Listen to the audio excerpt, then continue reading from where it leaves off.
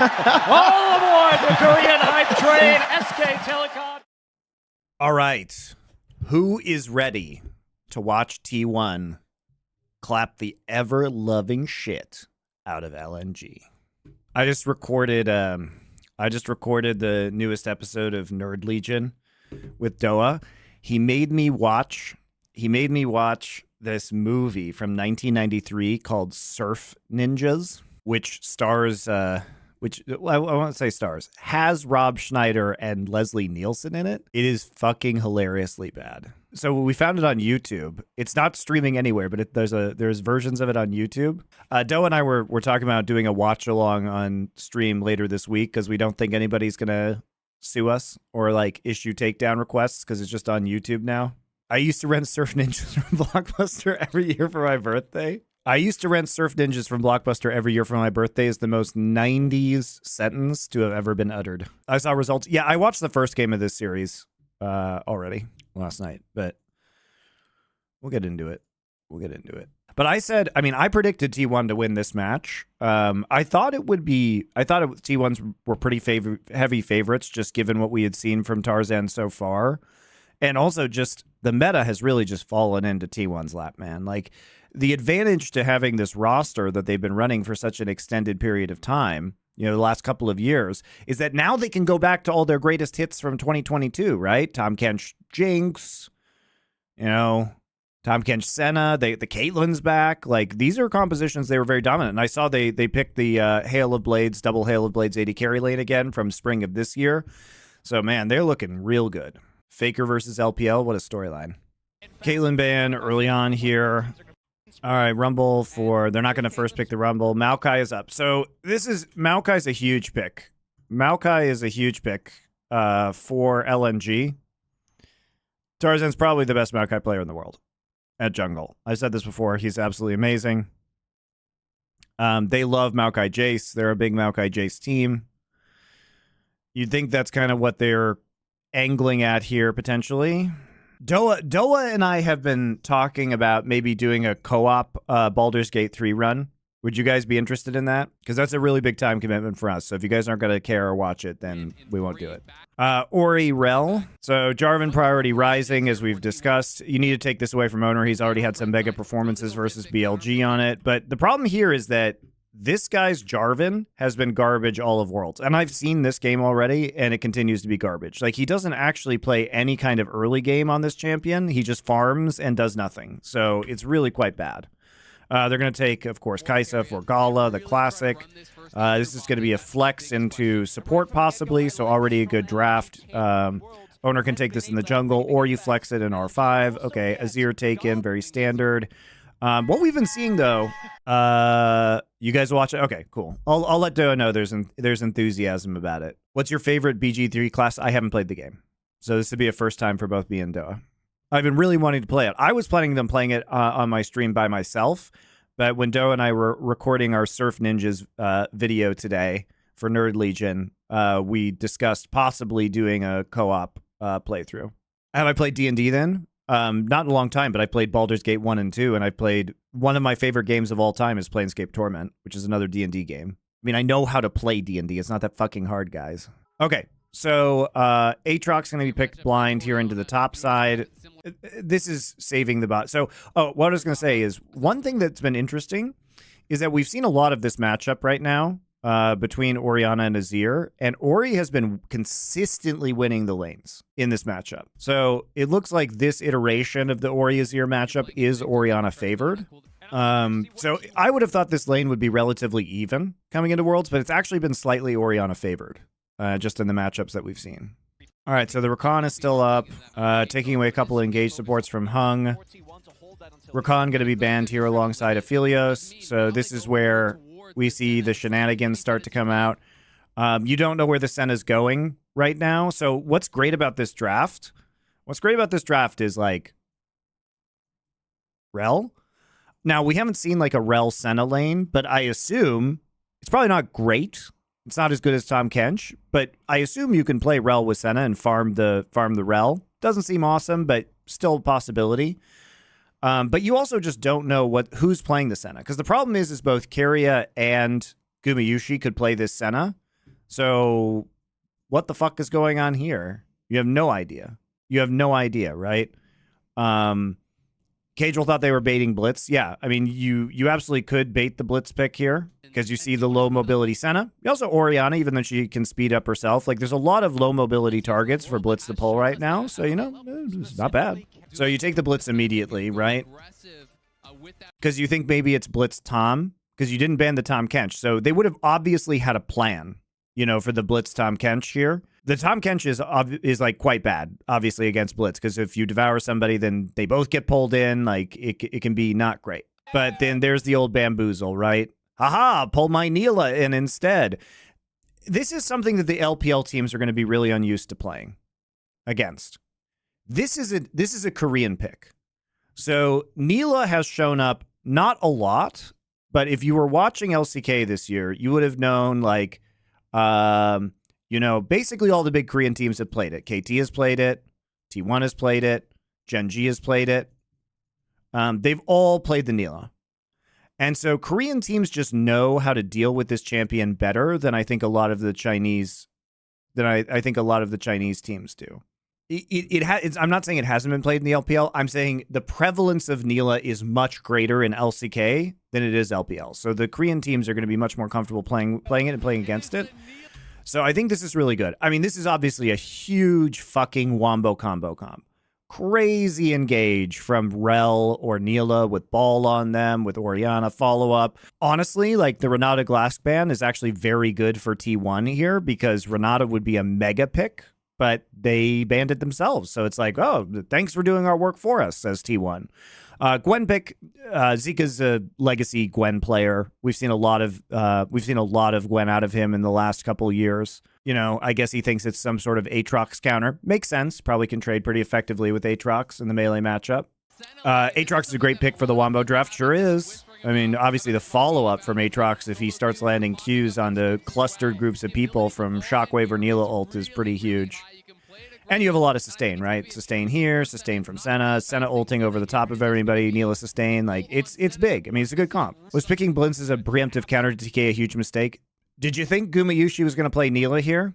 I mean, this is the power of red side. I have been saying, guys, everybody else has been saying, blue side, blue side, blue side so strong. I said, no, red side. Red side's where it's at right now. So Tarzan has to do work here, right? You got to slow the Neela down. You got to put pressure on, but it's hard, man.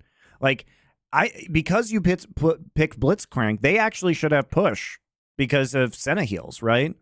Like, T1's bot lane should be able, I would think, to push in pretty effectively. And we've seen Ori have the push early on in this lane versus Azir. Now, this matchup, I assume Zika picked this matchup because he thinks that Gwen is some sort of lane counter to Aatrox. And also, you know, the thing about Gwen is it provides great late game backline threat. But T1 doesn't really have a backline. You know what I mean? They're like all in.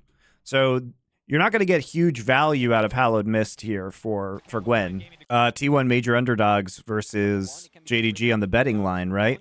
Interesting. That's actually really good. It's time to bet on T1 for sure then. Not as hot anymore. Yeah, I don't know how you live there, man. Too hot. I vastly prefer the snow to the heat. That Tasmore, come hang out with us in Korea for a bit. We'll be here for a while. All right, let's take a look at what's going on here. So there is no Faker ward this game. Faker ward is the ward that's usually placed right here at a minute 30. Instead, there's just a Faker invade. Carrier doesn't have to farm. You're just going to be purely focused on harassing this blitz, poking down this blitz. And if So ward right there, checking for stuff with the scrying orb on Senna right at level 1. They're going to counter ward here. So this is just to make sure that they're not going to 3-camp dive. So this ward just is to see, hey, is Rel doing red into Krugs into stacked wave, you know, 3rd, 4th wave dive? But they're not going to do that. You know, Rel just starting vertical jungling because they want to, basically they just want to push this out very safely early on in the game and not have early Jarvan ganks. Until you reach final key, you trust in Zeus and Keria. I mean, I think they're going to beat JDG. It's a bold claim. That's what I think. JDG has been really ropey in the early game, right? And they've been really ropey in terms of teleport usage. And T1 seems to just be fucking gods at this meta. What is Scout doing, man? But dude, to walk up. Early level 2 comes through courtesy of the experience sharing from Guma as he grabs those creeps and just makes the lane that much more difficult. And both these champions, you know, we talked about. You're not going to win auto trades with Ori's passive like that. He didn't even ward. Like, what was the fucking point? He tried to get a ward down? I mean, I guess maybe. Both these champions, you know, we talked about. But why would he be warding that side? Why would he be warding this side? He has Jarvan here. They know Rel is in this side of the jungle, and they have pressure in top. What he's actually doing, I think, is pretending that Jarvan is there. But Jarvan's jungling was delayed, so I guess Faker just doesn't think there's that much of a threat. Because remember, Jarvan was run off his own Raptors, so Jarvan is a bit slow. He's like a camp behind right now, so it's not really a good bait, is it? You know, because you have to think about the risk in that situation, right? And so Scout here, if it's true that he's faking for Jarvan, you know, they don't have vision. But think about T1. So they have information right now about, you know, they have information about Jarvan being delayed because they pushed him off the Raptors. So if he's either over here somewhere or he actually just went up here, he's probably not doing one camp and then trying to gank. Because if that gank fails, holy shit, is he super far behind, right? That's like a Malrong play, dude. That's like a fucking crazy Malrong play. Tarzan is probably already pissed that he's a camp behind. Like, you can level 2 gank with the Jarvan like that. You know, you could, but the cost of doing that, especially if you're Rel, is that if they see the Jarvan here, well, then the Rel can just actually path into topside jungle, and then you kind of like lose 3 quadrants, or the Rel doubles back, or the Rel dives bot, right? So I think Faker just realized that it's very unlikely that Tarzan is there, and if Tarzan is there, the cost to Tarzan being there is huge, especially if the gank fails. Then he's like 3 camps behind. That's my theory, at least. Also, because Faker has a ward, he just sees that he's not there. So playing very strong into the bot side of the map right now. Rel returns.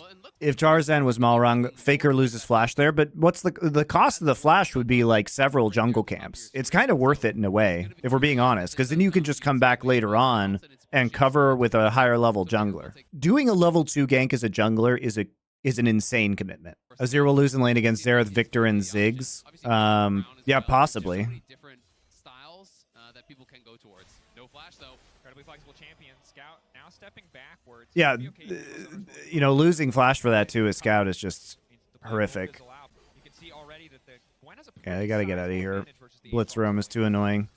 But the thing is that the pressure that's being put on is just, it's keeping the Jarvan occupied, right? Everything right now is just occupying Tarzan's time. It's delaying Tarzan. It's allowing them to free farm this bot side very effectively. And they're just hard covering this lane. Like, they're just trying to shut down Gala. Gala's been great so far at Worlds. Tarzan hasn't. If Tarzan doesn't do anything, then what really happens? Like, top matchup's going very heavily in favor of Gwen. Surely this is why they picked this. But they don't really care. Because if this Neela and Senna get ahead, holy shit, the amount of damage is just crazy. The Neela XP for the Senna is so good. Yeah, you know, it's not a lane that we see very often, but having the additional levels on the Senna is very, very nice. In summer especially, I thought he was incredible in the LPL, and there is that style that I'm talking about. Right on the edge, the Q gets immune, and he's going to be able to get a good trade back as a result. So I know where Owner is in top side. And T1 playing really well around Owner. Like, they're not putting pressure on. They're not putting pressure on when they know that Owner's on the other side of the map. Even though LNG has the deep wards, they've got the info. T1's not playing in a way where there's going to be advantages. Just a cover on the top line. It's really, really nice, you know, pressure switches between top and bot. Oh, no, no, no, no, no, no. This is unfortunate timing. So you think that this is okay, but this is a really nice freeze by Zika. You know, he's playing into the Jarvan. Rel already recalled. Bad timing from T1. Nicely done. Look at the timing on this. Oh. That's so well done by Zika. Look at the timing on this wave with the pull. There's no turret shots. It's fucking beautiful. It's fucking beautiful. This is a freeze now because this is coming in. So now Zeus has to do something. That was perfectly timed, by the way. Perfectly timed. Doesn't get better than that. side of the map. Owner there just to cover, just to pick up the Krug. Has the ulti, a bit extra movement speed. Will get away from the flank and drag. Quick flash out to safety. Instantly just going to ult for the extra movement. Yeah, he's gonna be dead, unfortunately. Did get 2 flashes out of it. Traded 2 flashes for 1. That's so unlucky. I mean, Zeus, that was such a horrendous timing for that wave state. I mean, he had to do something, otherwise it was going to be a complete train wreck. And I will say, you know, at least he has TP up, and at least he got 2 flashes. Really smart, smart adaptation though. Rel had already reset and was on bottom side of the map, so you know that's just a free Drake at that point in time, just completely free. Now you have a 6-minute Drake. You can start stacking up soul. You know, in many ways, this is just playing to T1's win condition, because what they want is just the bot lane to get ahead, right? They want to pressure the bot side and stack Drake. So, yeah, the kill is bad. Like, we're not gonna say the kill is good, because it could create a split pushing threat from the Gwen later on. But if you offered me the choice, if you said, you have the opportunity here to take Drake for free, but you have to get Zeus has to die, but he takes 2 flashes with him, I'd be like, yeah, that sounds all right. You know, that sounds all right. Have you noticed that the team that gets the first gank off first loses drag? Yes. This has been true the entire tournament. Monkey Wuju, that is a good observation. Teams are getting better about how you commit resources, and if you get a successful gank, oftentimes you have to use summoner spells or ults, right? And that means that there's an opportunity to have a favorable fight around an objective. T1 is getting closer to Spring T1 every week in this tournament. That is very true. They're looking real good. Okay, so let's talk about what's going on at this. This is a very unusual situation, guys. This is a very unusual situation, and it's caused by Nila. 8 minutes. Usually at 8 minutes at Herald spawn, your support is not 6. So because of Nila, it's 6. Now, what do we got? We have a global ult that can support the Herald take, right? And we have a mid that's been putting on pressure this entire game. So even though the Gwen has been at an advantage this entire time, right? The existence of the Senna ult is really good. And honestly, one of the better things that NRG was doing with the Senna as well, especially in the game against G2, was that they were making very proactive plays with first Senna ult. So this is a huge advantage, and it's a unique game state that really only comes because of the Nila, right? And so maybe, you know, LNG isn't thinking about that. Tarzan hits 6, both junglers are 6. This is, you know, appropriate timing. But remember, they also use 2 flashes. Owner still has flash on this top side. Faker's been winning out in this lane. Recall now from Scout. Scout does not have TP, so he actually is just going to go to this objective. But this is a deceptive situation, right? This is a deceptive situation because you think you've been winning topside. You think, oh, look, you know, I've got a couple items now onto the Gwen. You know, maybe I can survive this. Although the Hex Drinker is complete, which is pretty huge, considering that most of your damage is going to be 2 AP champions here for Zeus. Zeus' ult is back up. We have all ults up. But it's really the Senna ult, you know, and Blitz isn't here. So engage immediately. It's a nice shove, like, right? It looks good. Faker actually dodges it, right? So it ends up only hitting really one person. And then they can collapse onto Tarzan immediately. Remember that Tarzan does not have, and that's a huge ult right there. I mean, the damage and healing that provides is huge. You also just don't get a lot of value out of Hallowed Mist here, right? I mean, he gets knocked up basically immediately. And then he just gets stun locked with Shockwave and looked like Rel Q.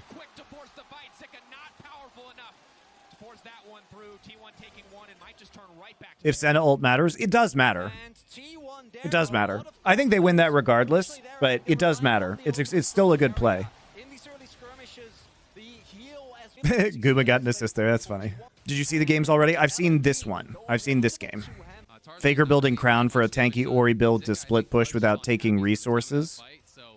Well, by nature, you take resources when you split push, so I'm not sure what that means. That's part of what split pushing is. Yeah, the Azir ult turned out to be relatively low value, but Azir doesn't have anything. Like, what the fuck, dude? What is this? What is this shit? He doesn't do any damage. He's got a dagger, some mana, Doran's ring, and a refillable pot. Paper bag feet. He doesn't do any damage. It's a 0 damage build. Crown Ori. I don't think it's grief in this game. All you're trying to do is set up wombo combos with Shockwave and, I mean, the Neela can do a crazy amount of damage if you keep her alive. He actually used his ult, too. That's so sad. Look at him. He tries to use it at the very end. Oh, dies mid-animation. Tarzan played this as badly as possible. True.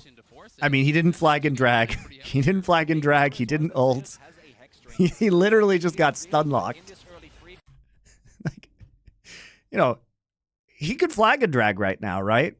He could do it. He could ult somebody. Instead, he chooses the stun lock life. Press W. That's pretty bad. I mean, a bigger problem here is that Tarzan decided not to use his abilities. They have 0 hook targets apart from Senna, yeah. And I think that's another reason to build the Crown is like, it's actually good if he hooks Orianna with Crown into the team because Crown procs and then Ori's just standing there CCing everybody, right? Yeah, this is anti-fishing. It's like fishing, but you don't want to catch any of the fish. All the fish will kill you. Faker builds Banshees too. Yeah, I saw that. I mean, all the damage is AP, right? Even Kai'Sa, depending on how she builds, is going to build some amount of AP. So the Orianna is more than 1,000 gold ahead, and the I think Tarzan wanted to wait until Azir R was over. Don't think he expected both Ori and Rel to not get hit by the ult. Yeah, of course he didn't. But of course that was the case.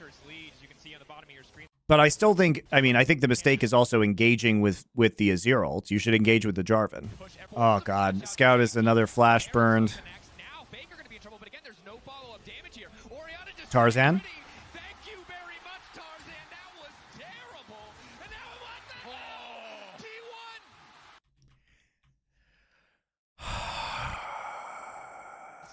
That is some fucking heinous. That is some fucking heinous Jarvan play, guys. Orianna just sitting pretty.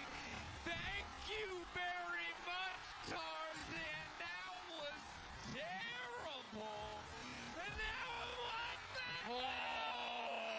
T1! They're living rent-free in the heads of LNG. Do you guys appreciate that timing? That was the perfect fucking timing, by the way. We nailed it that time.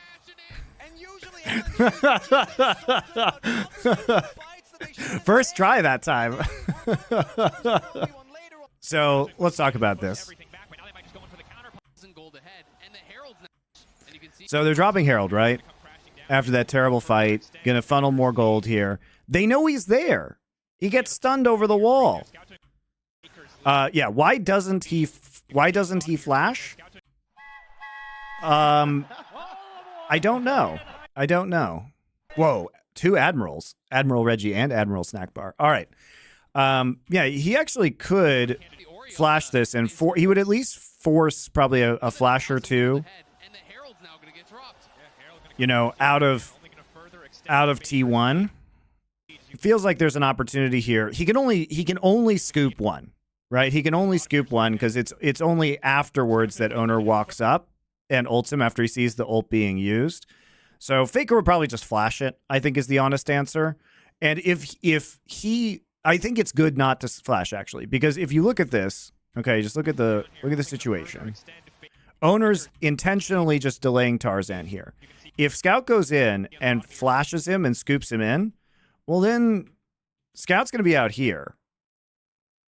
And he knows Tarzan is stunned, and they're just like Faker can flash it. He'll reactively flash that almost certainly, and then Owner and Faker just kill him. So I actually think it's not good. It's not good, right? So he goes in, he tries to push them out, but the real problem is not this, right? It's obviously not this. The problem is everything that happens afterwards, right? So Scout's out. He flashes out. Tarzan cleared the ward, by the way, so he used his scrying orb to clear the ward, and he's still standing there, and he's like, yes, now is the time for Tarzan. Now is the time for Tarzan to come in, swinging through the trees like the gallant jungle hero he is. And there's still 2 flashes up, so he's not going to get anything done here. Like, to be very clear, he's not going to get anything done because he has to EQ over the wall, and then either he has to flash to extend his EQ, or he has to ult, right? Faker's perfectly spaced right there. He probably thinks he caught Faker in a place where Faker would get hit by the turret, but Faker's spacing has been absolutely flawless this game, by the way. And then he just gets shockwaved into his destruction. I guess at least he didn't use Flash. Less Tarzan and more George of the Jungle. Yeah, watch out for that tree, you know? That's a classic. That's a classic. I know my 1960s cartoons. Has anybody told you look like a young Ralph Fiennes? Yeah, I actually have gotten that a lot. People say I either look like young Johnny Depp or young Ralph Fiennes. Did I ever review DK's games? I did. And then God knows what happens in this top side. I mean, we see it in a second, but yes, Faker has flash even if he caught him. He would flash out full combo and kill him. Yep, and he still would have gotten stunned by the rel, obviously. No, it's a terrible play. Hex Drinker OP. I mean, Zeus knows what to build. Just rush Hex Drinker. No boots. Who needs them? Gala lost for their sins. I mean, Gala opted into this lane experience. Okay. He's dodging these without boots. That's pretty impressive. Hex Drinker proc. Did he? I don't think he actually got hit by that by R3, did he? Oh, no, he did. Oh, is that what he does? That's a good observation, Matty Man. He lets his Q3 expire to get his Q1 and Q2 up quicker again. You're right. He's just running around in a circle.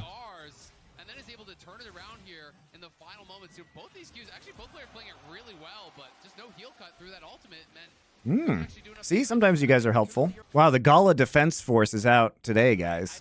Calm down, guys. Gala's dead. He's out of the tournament. You can't defend him. He's dead. Zeus lethality, the Giga Chat. Why wouldn't you build lethality? Who's fucking building armor? You got Senna lethality. Got Neela lethality. I actually love this. You know, on a long enough timeline, perhaps, you know, you see some level armor like tankiness being built, right? But you have a few problems first. So first off, this guy is on the struggle bus right now, right? He's going to buy Gore Drinker first, no matter what. He needs it for survivability. And then most of them buy Shojins, right? So they can do more abilities. So at what point is this guy going to build some tankiness, right? When is this guy going to have a chance? This guy, you know, he's going to build some level of AP items, right? So he's not going to get around to maybe Azonia's till third item. You know, he's going to buy Riftmaker. And then the question with Gwen after that is like, are you building Nasher's Tooth? And then like, maybe you get some armor. So I think in this particular game, like you're a long way. You need to get items onto Azir. Like he'd be like a third item. Zonia's maybe, you know, Blitz is going to build ability haste. Yeah, so I mean, lethality has high value. There's also another reason, I think, which is that, look at this. These guys have got 2 Drakes already. If you think they're not going to be, if you think they're going to be squishy until, you know, several, like third item, 25 minutes, 30 minutes into the game, then you can just literally win the game at like 22 minutes by just getting Infernal Soul. So, I mean, I think this is just like win lane, smash early objectives, win game, team comp. And it's going to look really good when it's going well because, you know, if this starts going badly, to be fair, if this starts going badly, it's a complete wipe the other direction, right? If you get into a late game scenario where this composition and these builds are behind, you're going to look really silly. But that's not what happens here. So they look like gods, right? They look like gods as a result. So he's going to be staying safe. And who is replacing Fudge? Probably somebody international, right? If you have Vulcan and you have Jojo Pian and Blabber, you have an open import slot. So might as well use it, right? I told you, get Wonder, dude. Put Wonder on that fucking Cloud9 team. Have him weak side. You need a weak side top laner. Put Wonder in that bitch. I bet it'd be amazing. Whippo implied Wonder going to C9. That's what I said on stream the other day. I was like, fucking Wonder would be, as from a GMing perspective, Wonder would be sick on this roster. Impact? I don't think FlyQuest is giving up Impact. I mean, Impact would be great, but I don't think FlyQuest is going to give him up. He's too valuable. Wait, Wonder's a free agent. You have an import slot. Wonder would be sick. I think he's great for the C9 brand. I think he plays exactly the kind of League of Legends that you want on that team. He just agrees to weak side and just like lose gracefully. Well, I mean, you like you can't put Whippo in there because the combo of Whippo and Blabber would be like coin flip city, man. Like it's too much. The variance is too high. You have enough variance with just like fucking Blabber and JoJo. You know, if you have Whippo and Blabber and JoJo on one team, that team would do things like beat the #1 LPL team in one game and then just like lose to the fucking second seed Vietnamese team in the next game.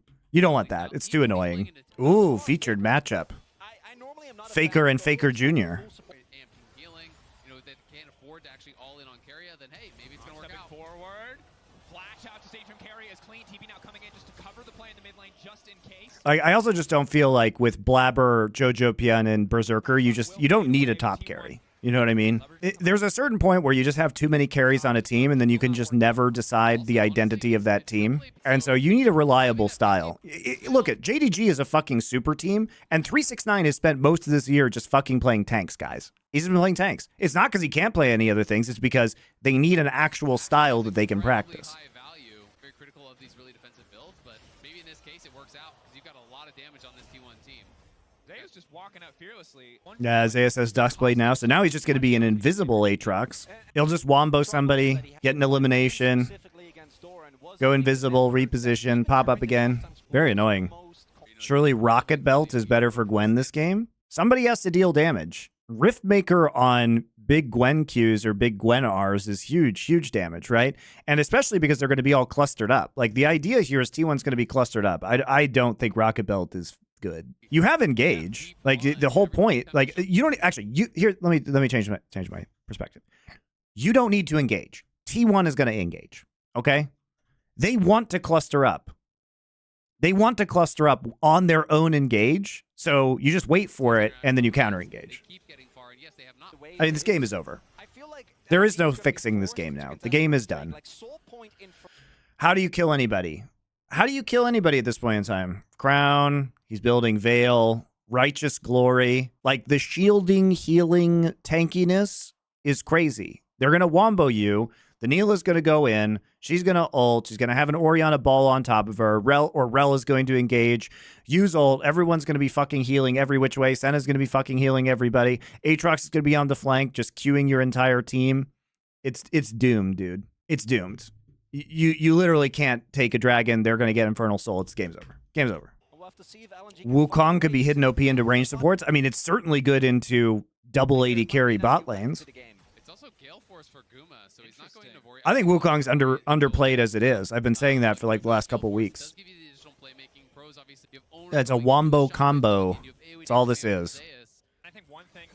LNG should not fight this in a million bazillion years. Nice dodge from Zeus on R5. Yep. It's a terrible TB, but it is what it is. Fucking terrible. But you yeah, he's got flash. So it's not happening. You got bounty gold, though. That's the best play I think LNG could make. Thing is, they lose mid, they lose bot tier 1, and they lose Drake, and the timer's on the game for 23 minutes at Infernal Soul spawn. Could J4 have followed his flash with flash there? No, because there's no follow-up. He would have been under turret. The minus 5k on the Dolphins. Somebody bet 5k on the... Oh, that's rough. I didn't see that game. I was asleep. But didn't seem great from the old Miami Dolphins. Has T1 been the team to expose the power of Red Side the most so far at Worlds? I mean, it certainly wasn't Gen G, right? Game 2 Gen G Red Side draft? Ugh. But yeah, look, I've been saying for the past couple of weeks that I think Red Side is insanely underrated. Everybody was like, oh, Blue Side's winning everything. Part of that was just because the higher seeds in Swiss always had Blue Side. So they were the most likely teams to win regardless. But yeah, the power of Red Side is now becoming understood. She will take over an extended engagement. And without the Neela, T1 wouldn't really have anything to outside of a shockwave to really follow up in the same way. This is pretty doomed now. And T1, unlike KT, is a team that will just like check you on Baron over and over and over again. KT was more decisive around the Baron play. This would be pretty good. But they just weren't in the series that they played against JDG. I like how Hung has done literally nothing this entire game. I haven't even seen him try a hook. That was his first hook I've actually seen. Ori defensive build. I think it's good in this situation. I think it's good in this situation. You're gonna be in range probably, and like, what do you care? This Nilo is huge. This Nilo is gigantic. Just let Nilo do the damage. Let Nilo and Aatrox do the damage. Your job is just to heal, like shield people and provide shockwaves. It's fine. He flashed E and Nilo with W up like 5 minutes ago. I didn't even notice. Hey, Yasuke. Twas merely a zoning hook. I'm just going to continue to fish for these picks. But Banshee's Veil plus Crown, you know, you talked about it. All right, this is the ideal situation, right? You're just going to fart around for a minute and a half. Then they have to fight you. And they don't have any armor items, and you have 1 gazillion armor pen on Senna, Neela, and Aatrox. LNG, I think, are gonna. This guy went Edge of Night. Holy shit. Holy shit. What a baller. What a baller build. This is a big dick Aatrox build. The combo of the Banshee's Veil Crown and Edge of Night is just so annoying. I mean, you can just trade Baron for this too. I mean, a classic T1 move is just to say, yeah, you can just have the Drake. Who cares? Let's take Baron. About 30 seconds. Some unforced errors earlier on, costing them dearly as we've gone later into this game. But they can reset the script right here if they can find the right angle. Void Staff finished. Yep, Void Staff done for Faker. Have to be careful about locking themselves in the pit. Keep your eyes on Guma if he gets to the back line. Of course he steals it. Of course he steals it. They're not even ready for this. They're not even ready, guys. Of course he steals it. That's so troll. 600. What caused that giant? What caused it to go from 17 to? Oh, is the that's so troll. It was the plasma proc from Xayah. It was the plasma proc from Xayah. I think Tarzan got trolled. Because of the plasma proc right there. Can you smite while airborne? Yes. They're from Kaisa. Sorry, not Xayah. Kaisa. You know what I mean. Plasma right here. Plasma. Pop. That's what did it. He got trolled. That's not Tarzan's fault, guys. That's just unlucky.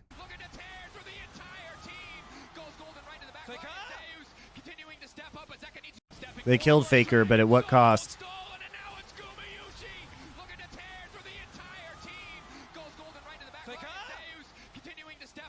I like how Hung's just running around in a circle doing nothing. He just killed his AD carry. He literally just got Gala killed. just grabs Zeus.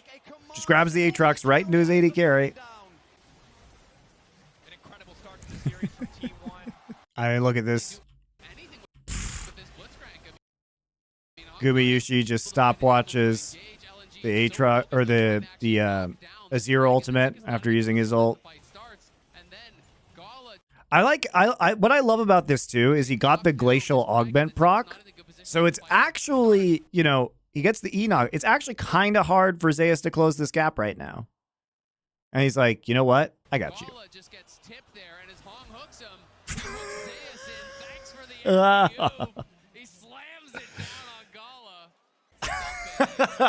Dracos is funny, man. I like Dracos' kind of understated sense of humor. Dracos has a lot of personality, I feel, in his play-by-play. It's fun.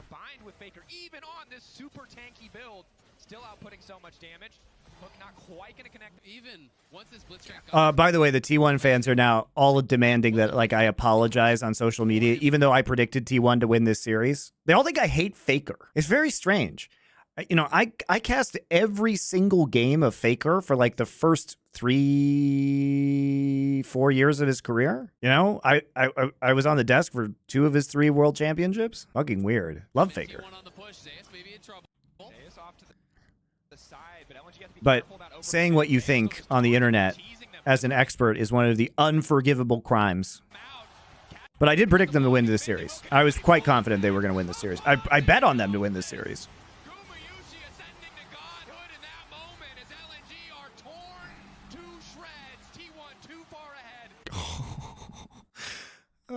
Tarzan misses it even though Zeus doesn't have flash.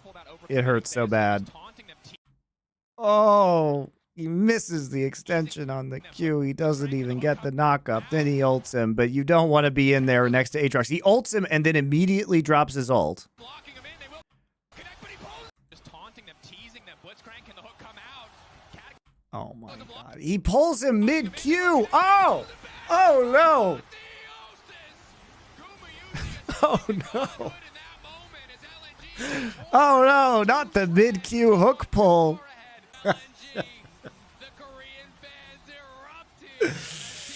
Oh. JDG looks beatable, but every other team who could beat them have small things that ruin them. T1 was the closest to the MSI series. Yeah, Yesuke, I think they were. But the difference is the meta just feels amazing for T1 right now. Frankly, you know, some of those early games by JDG are really sus, and this meta just feels like if you win lanes and you transitioned into early Drake stacking, you just win the game. You know, JDG has not been doing that very effectively in the early game, and their teleports have also been fucking shit. And T1's TPs have been much better. So I don't know, man. I'm feeling T1, as crazy as it sounds. Their opponents have also played poorly, but look at how clean this was, man. Yeah, it makes it very hard to ban Faker because it doesn't matter that Faker only plays 4 champions because you have to, there's so much other shit you have to consider. Like, we haven't even seen the Gumayushi Caitlyn pick yet, and it's going to come through. Somebody's not going to ban it, then the Caitlyn Lux combo is just going to fucking wreck somebody. And you're going to have to. You're going to have to let it through at some point in time because you have to prove that it can actually beat somebody. But, you know, if you're down in a series or you feel like you're on your back foot, eventually somebody's going to be like, well, we got to give it to him and just see. Is T1's playstyle is really different? Yes, it is. I mean, they're just the cleanest early game snowball team in the world. And so if they get big advantages, I mean, T1 on red, this is also a mistake. Do not, LNG, guys, you need to take red side. You cannot let these guys have red side again. You can't. You saw what happened to you last game. This guy right here was on the struggle bus. You need to give this guy R5. You have to give him R5. You need to prop up your bot lane somehow. Interesting that they're banning the Ori this game. So they see the Azir ban coming through. So what they're trying to do, what LNG is trying to do probably is first pick Ori, if possible, just to get a dominant matchup, because they know that with this gone and with this gone, that if they don't ban Ori, this turns into a first pick Ori. I'm almost entirely sure this was going to be a first pick Ori if this Ori isn't banned, because at this point in time, you know what Faker's playing. Until Faker shows that he can play something else at Worlds, this is what you assume. You especially assume it because you're first picking Maokai. So we're going to see Sylas here in the first 3 picks. It's probably, again, going back, it's Mao Jace. This is the LPL Classic. It's especially popular with LNG. This is their bread and butter. I actually like the first pick Maokai here. Even though the Sylas is available, this has been one of the most effective compositions that LNG has run this year. So the Rel priority is very interesting to me. The Aatrox Rel priority is very interesting to me. I guess they just feel that the Aatrox, first off, was being played well by Zeus, which is true, but it's also just effective into Zika's champion pool. You can play the Gwen again, though. Like, especially because you have an AD mid laner, like Gwen's still on the table here. Take the Gwen again. The Gwen wasn't a problem. The Gwen was actually doing quite well in isolation. You think T1 show these picks too early in the playoffs? No. Neela and Ashe? No. You know they can do this. These teams will have prepped. It's not like T1 has not been playing double Hail of Blades AD carry. It's not like they haven't been playing Neela. They played it all domestically. You know they can play it. If anything, you play it now because the mind games against JDG are going to be so severe. Right? Do you ban their pocket garbage? Do you ban their pocket picks or do you ban the power picks? It's hard. It makes it a very hard decision. Honestly, T1's biggest problem is going to be scrimming now. They're not going to be able to scrim this week because it's 3 LPL teams left. And you have to assume that if you scrim the LPL teams on the other side of the bracket, they're going to give your information to JDG. You have to assume that that's going to happen. So you have to, basically, T1 is going to have to find tier 2 Korean teams to scrim. So getting practice is going to be tough. Like, T1 might actually just have to scrim their academy roster this week. But you can't, I don't think T1 will be scrimming against any of the remaining teams in the tournament this week. It's Poby's time to prep Faker. Poby preps Faker. Caitlyn... The Kai'Sa out now. Nautilus out, so they don't want to deal with that from Gala again. No Renata Glask. I don't think Renata actually has a lot of value here, frankly. Like, I get Carry is good on it, but you got Jace. Like, you have some longer range options. Is this a blind reaction or more like a view? I saw game 1. I have not seen this game. And even when I'm watching these games, guys, like, I'm not... usually at the times where they're live, it's hard for me to actually, like, fully watch them. So I'm like, in and out, missing stuff, or... I'm not really engaging my brain, as it were. It's like how you guys watch the game, you know? You just kind of sit there and it kind of washes into your eyeballs and you're like, oh, Faker, great. That's what happens to me. But we're actually like going through it and analyzing it now. Could have been such a banger 5-game close series if Scout and Tarzan played at their level. Yeah, I mean, Tarzan has not been good at Worlds, but Scout's been very good. So the Scout getting dumpstered is a little weird, but I guess Faker is just still Scout's daddy, so. They're scared of Kalista Renata or Ashe Renata? True. That is a good point. The thing is that, look at the picks. You know, you could pick Renata. Now, the thing about picking Renata in this situation is when the Sylas has already been shown, now you have to worry about Sylas stealing Renata ult and Maokai ult. That might be the most godly combo of ults. Oh god, especially Gwen ult. Holy shit. Like this would be it's already a great Sylas game where you can take Maokai ult and Gwen ult. But if you could take Renata ult as well. So I was going to say you could play Kalista Renata here in the bot lane, but the risk of that is probably enormous. So they're countering some of the poke composition here. They're trying to stay back away from the Maokai and the Gwen with the Varus. And they bait the Aphelios and they bait the Rakan. And now this is just fucking unplayable. This is an unplayable lane. Aphelios Rakan into double Hail of Blades, Varus Ashe, that's unplayable. Gwen ult wasn't great because Sylas doesn't get her passive. You don't, but I mean, I would think that just the amount of piercing damage from the front lines would be good. Maybe I'm wrong. I mean, it doesn't matter because he's going to take Maokai ult 9 times out of 10. But I would still think it's pretty good if you're in the mix in a team fight. If you get an Everfrost hit off and then you're shooting like 5 needles and also Rakan ult. Also Rakan, we didn't even get to that. Rakan ult is huge on Sylas. He's probably never going to take Gwen ult. Yeah, so honestly, it's, you know, regardless of how good Gwen ult is, he's not going to take it because he has Rakan ult and Maokai ult, so it doesn't matter. T1 play praising Dokla. Dokla tweeting about it. So, Orb on Keria to start. Early invade. I mean, this is obviously super annoying. This is a hugely powerful level 1. So he's going to come in, check, Sigala. Here comes the old invade. Do they see Maokai top? I don't think so. You missed MonteCristo Doa casts? Well, let me tell you. Go to this channel. We have a show on TV. TV shows now. It's not esports, but we do stuff together. There you go. Subscribe to Last Free Nation Culture. Two slows already coming through. The stun going to connect. The abduct forcing out the W star coming in from the Hong. Now walking away. That's the heal you mentioned at level 1. A little sooner. On a 100K salary remote job, would it be better to live in Korea than the U.S. Midwest? I would rather live in Korea than the U.S. Midwest. I think you get better value for your money in Korea, too. Quality of life is much better for cost in Korea. Plus, like, I don't know, would you rather live in Iowa or in the middle of Seoul? One of the biggest, most interesting cities on Earth. Can't wait for the Baldur's Gate 3 double Shadow Monk Shen playthrough. While funny for memes, I think if Doa and I did the Baldur's Gate 3 playthrough, playing as the same class would probably not be entertaining beyond the initial joke. But that is a funny joke. Just like Boris is getting in there right now because Hail of Blades, baby! Ho-ho! In there right now because Hail of Blades, baby! Ho-ho! Yeah, this is a very interesting start. So I talk a lot on this stream about the Faker ward and its value, right? So Faker ward goes in. A little early this time, actually. Usually does it like right at 1:30 when the waves crash, but a little early. So you're going to see a leash in the top side here. We're going to go into Raptor start.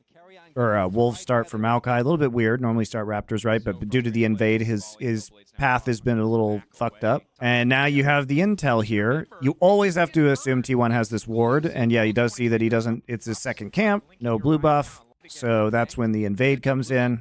Doesn't Faker also have Pocket Akali? I don't know how good his Akali mechanics are given his injury right now. I know he's been practicing it in solo queue, so perhaps, but he hasn't been playing the most mechanical champions. I mean, the Sylas, but his one Sylas game was versus Cloud9, and he didn't have to do anything because the rest of his team just auto-won the game for him. Or, I should be more accurate, Blabber and Fudge auto-won the game for him. Faker no longer has injury. Okay, dude, it's my bad. He suddenly got better from a repetitive stress injury of 10 years of playing professional video games. Yeah, that just healed right now. That's how wrist and arm injuries work in esports. That's how it works. You're right. You're totally right. Silly me. Has priority, so there will That's Scuttle. So it could be invade, 2 camps taken away, and Scout maybe instead even... the gank looking to force. Stun comes out on the shattering strike, just a bit of pork. Yeah, that Well, was they just- blew Jace Flash early. That's really advantageous. Great trade by Owner here in the mid lane. Lady Michaelis, I miss you casting. Well, that's why you're here. We don't have to miss Monty. Monty's doing all the VOD reviews. I think that's the cost of the attempted I'm just saying what I heard from Faker himself. What do you want him to say? Hey guys, my arm still really hurts. I don't think I can play Akali. Enemy teams at this tournament. I'm sure he's somewhat better. He does look better. I agree with that. He does look like he is feeling at least somewhat better, but he's played 4 games at Worlds, guys, or 4 champs at Worlds. Okay. Now maybe he wins Worlds playing 4 champs. He certainly could do that. He's very lucky that the champs that he's playing right now are all meta and that he's not going to get totally banned out. He's also lucky in this case that LNG first picks Maokai, which makes the fucking Silas pick super delicious, right? I mean, he's set up. What I don't understand about this game to a certain degree, guys, is that they spend a lot of time, they ban, T1 bans Orianna and Nico, and LNG bans Azir, and then they first pick Maokai. Like, what do you think he's going to fucking do? He's obviously just going to play Silas. So it was a bit of a freebie. Pick comps don't work now? Well, T1 can just, against JDG, T1 can literally just use better teleport usage, which they have. JDG's teleport usage was fucking shit against KT. And they can also use win bot lane stack drags. Because if you give T1 red side, I think they just win bot lane and then they just stack soul on you at like 22 minutes. This meta, guys, this meta is all about bot lane matchups. It's all about bot lane matchups. All right. All right. Good gank. W. Auto. Empowered. Shock Blast. Does it? He's dead. Ooh. Close. That was actually pretty well played by Faker considering the circumstances. He almost traded that 1-for-1. Lucky that Owner used the flash earlier. And kind of lucky that sapling was there, if we're being honest. That sapling is the real hero. Do you know if they flip coin for side select or if it's higher seed? I don't know. I do not know. But again, this is the second game in a row where LNG gets first blood, but the commitment is really huge, right? Scout is 1 HP. So let's think about how this happened last time, right? So they did get the kill on Zeus first last game, but he still had TP up. So he just kind of gets back into lane. It's not that big of a deal. In this game, Faker still has TP up. And Scout's 1 HP after the tower dive. So in a way, they basically just concede first Drake here at 5 minutes. And because, again, the push is so severe in the bot side, like, you really, I think if you're LNG, you have to target the bot side. And it's hard because they're getting chunked out and you have this losing lane. But if you target solo lanes, you're going to commit enough resources. They're going to have TPs at 5-6 minutes into the game, and then you're going to lose Drake every time. Every time. This is the second game in a row where Owner has gotten the earlier recall off. Well, no, in this game, Maokai got the earlier recall off. But I mean, the timing around the gank, the first recall after the gank. He goes back, gets a giant spell, has an advantage. Yeah, Scout already used his TP, so this is free, the freest Drake of all time. You probably don't even care if you're T1. You lose some minions, but Faker was already up in terms of CS. You delay the recall from Scout. Then Owner can transition straight into the Drake. Owner's recall timing's underappreciated, I think, in this series so far. And he's playing around bot side.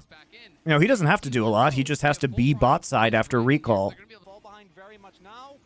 To get Scout ahead early as we see the gank come through here. Do you ban Rakan against JDG? I don't think you ban it if you're T1. They have a lot of answers. Remember also, Keria is one of the best Nautilus players in the world. He's had Nautilus banned against him in a crazy amount of games. I don't think you have to ban it. And for those of you who are unfamiliar with this style that T1 uses, so what they do is, like, this is the ultra long range engage composition, right? You can either start with Varus ult or with Ashe ult, and then you chain one into the other.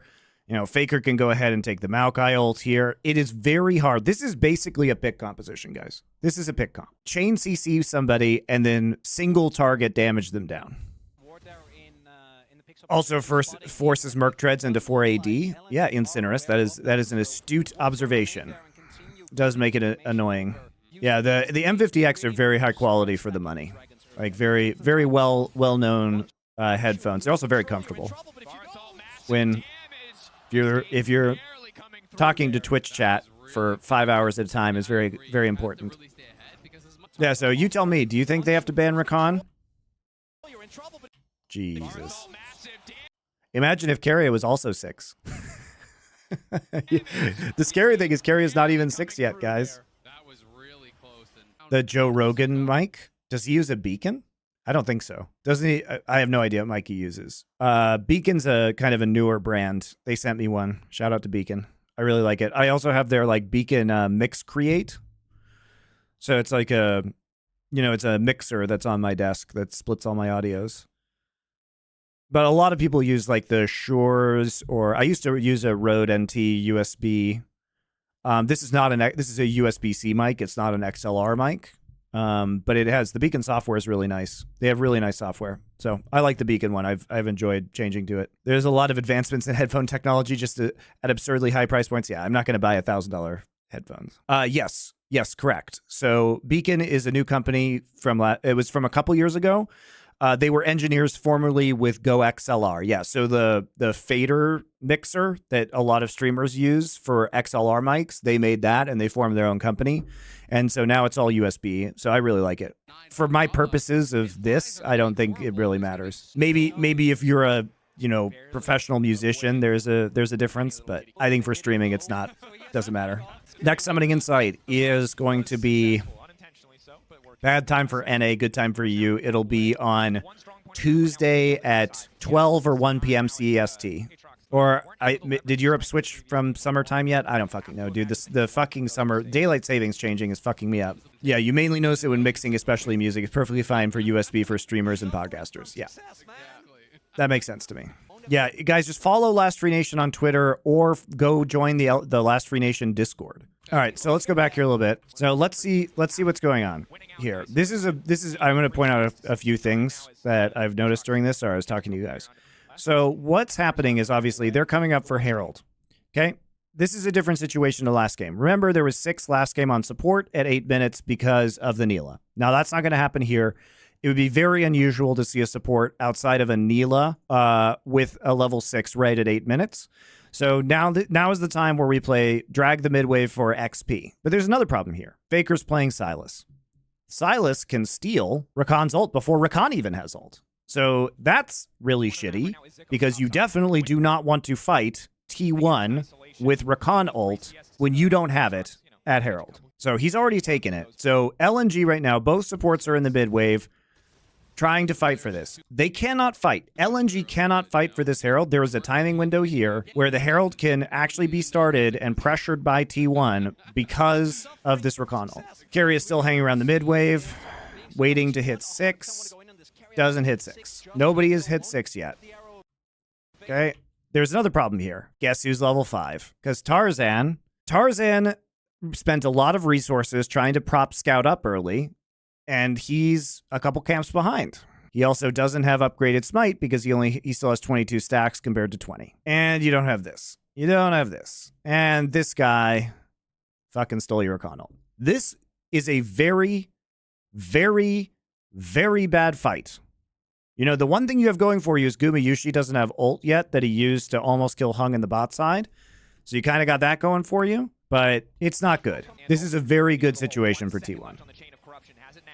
And look at this. They're just going to keep delaying. Carry will probably hit 6 off this wave. There it is. Okay, he hit 6 off this wave. Now you have to deal with fucking Ash Arrow too.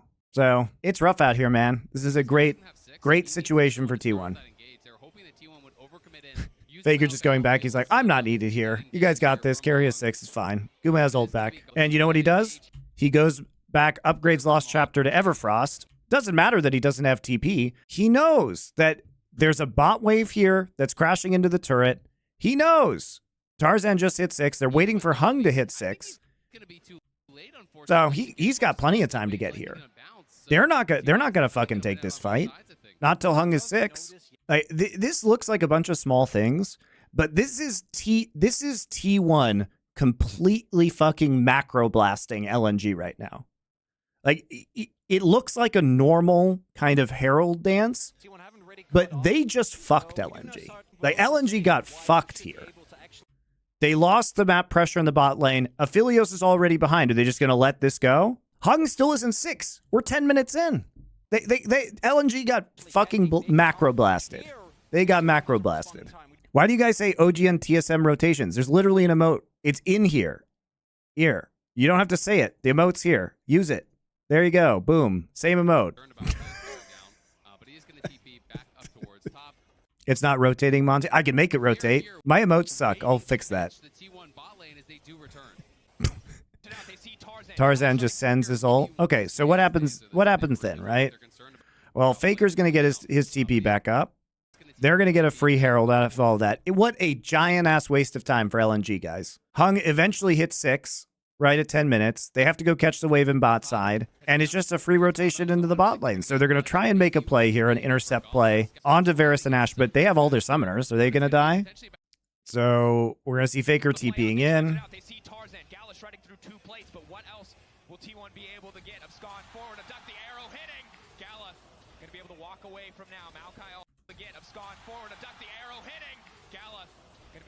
Completely garbage Maokai ult.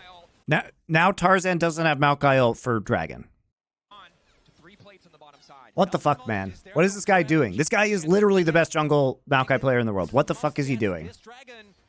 Tarzan in trouble, stolen. Maokai ultimate leaping back, pushed away by the Dragon. Oh my god, it's just they're getting macro blasted so hard, man. There's no play here. There's no play here. Like, look at how smart this is from T1. So Zika sees them. He's like, oh, there are 4 of them. And look at this, immediate. They see Aphelios bot. They see people on the mid wave. Hung is still not 6, by the way. Hung gets 6 off this wave. Or, nope, he gets 6 off of killing this ward.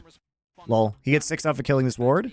No, he gets 6 off the mid wave. Okay. So they see this, and they just see them completely give up. They know they're in mid lane. Keria actually goes ahead, and he scrying orbs so that they don't know. He does that so that he knows that they don't know that he's recalling, because they're going to try and immediately get bot to catch this wave.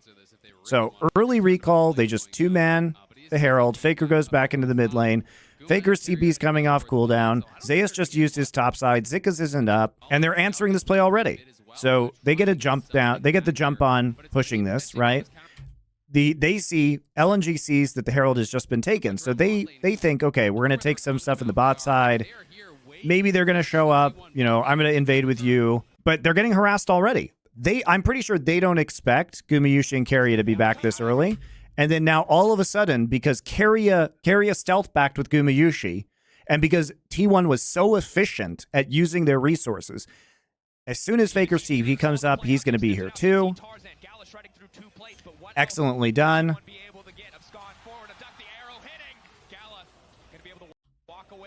Little weird Faker didn't use Everfrost there.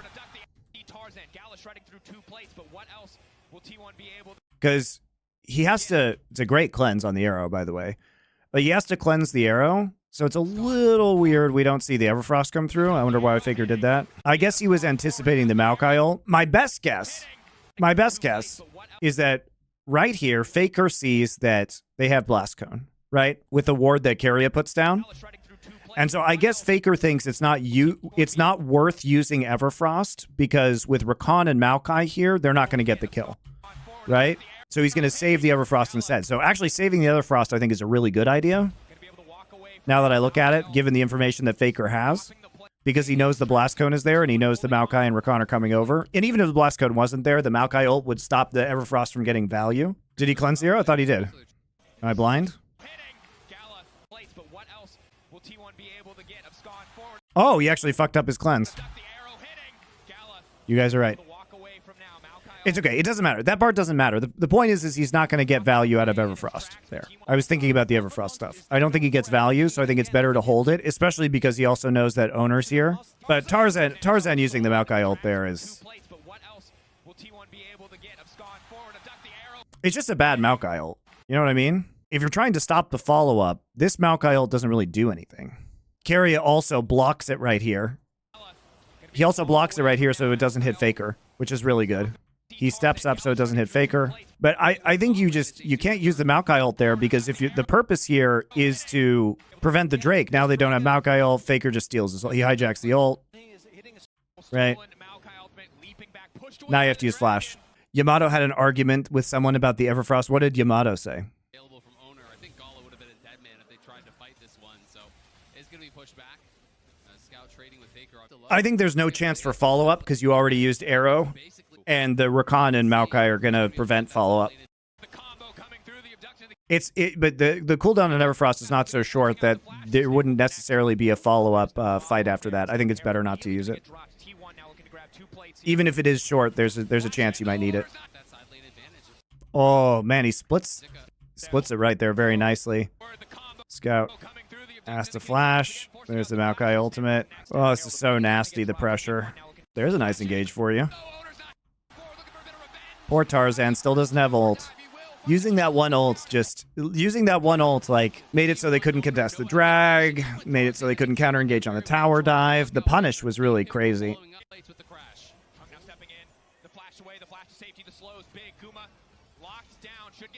I mean, the commitment here is pretty crazy though, right?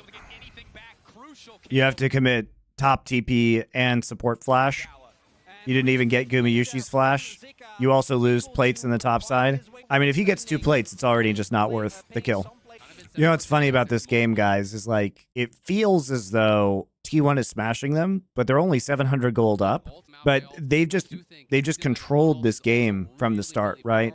They're dictating everything that happens. So you wouldn't expect it to be this close. It's just the unrelenting pressure and the faster, the faster play of T1. Herald and Drake are spawning simultaneously. I mean, I don't think it is an even game, number 2. Like in terms of gold, but not in terms of pace or the fact that we're again like think about how these compositions interact.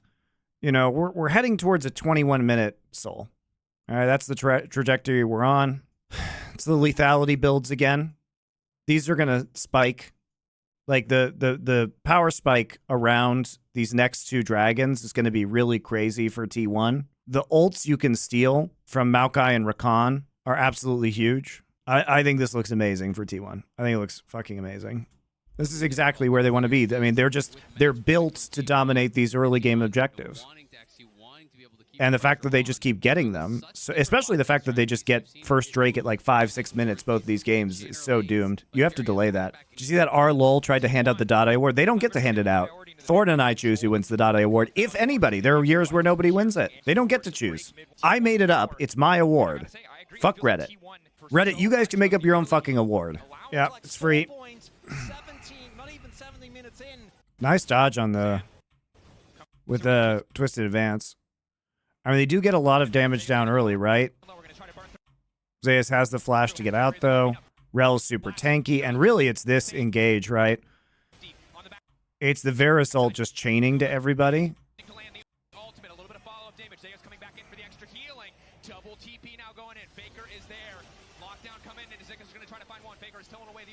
And the kiting ability of the Everfrost and the volley.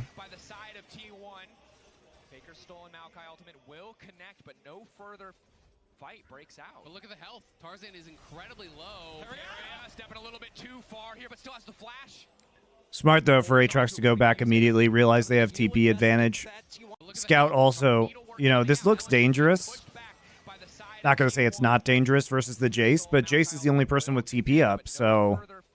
Fight breaks out. But look at the health. Tarzan is incredibly low. Stepping a little bit too far here, but still has the flash. Might save that. That probably saved that turret. Safety just connect on the Faker there. Second Herald stolen away. Chronicle, you talked about how. And I mean, you can see how much of an emphasis there was. The Dade Award Reddit thread is hilarious. Oh god. We'll look at that after this game. We'll all have a laugh together. Jesus. What percentage of competitive League viewers don't play League anymore? I have no idea. Play League. I'm sure a lot of you guys don't. You're probably like me. You're probably boomers who still have time to watch but not to play. Monty's boomer crowd. It was a TFT pivot. I think a lot of you did that. You guys all pivoted to ARAM or TFT. And you guys probably play TFT while you're watching esports. You probably just have it on your second monitor while you're probably playing TFT right now. Fuck you guys. You guys are playing TFT right now. So hard to get your vision down. You will always be responding to the pressure that T1 puts in the map. Pay attention. I'm talking to you. Stop playing TFT. This guy has to be I'm playing Civ 6. I'm playing Battlegrounds. Too funny. You guys have no respect for Faker's game. What would Faker say if he knew you were watching TFT instead of basking in his glory? If you force the cleanse will not be back for this dragon fight. But maybe gonna commit to this. I don't think so. All right, the power spike's still going to be here though for the 21-minute fight, right? It's not like they're somehow immune to the lethality at this point in the game. The thing is, this pick composition that T1 runs is so deadly, and they're so good at running this shit. They're so good at execution on this. The value of this support Ashe when you have Hawkshot and Umbral Glaive is just so crazy. Oh! Wow. But not onto a priority target. LNG, will they look for the re-engage? No, just opting to back out. Comes down to a poke battle. He will not come out on top. LNG forcing the issue. All right, green-white guns for Gala. He's doing his best to stack up some chakrams. Tarzan comes in. Procs it. Faker comes in. Wait, who did he engage on? He looked like he was charmed. It just comes down to a poke battle. He will not come out on top. LNG forcing the issue. Engage onto Zika. So Faker goes in. So he uses the Rakan ult. Sorry, I'm looking at the back line. Owner goes in again. Massive Magnet Storm. Zeus on the flank here. Comes over the wall. Oh my god. But it just doesn't matter. Again, the single target damage in the back line is just enormous. You know, they don't even have arrow. They don't even have Ashe arrow.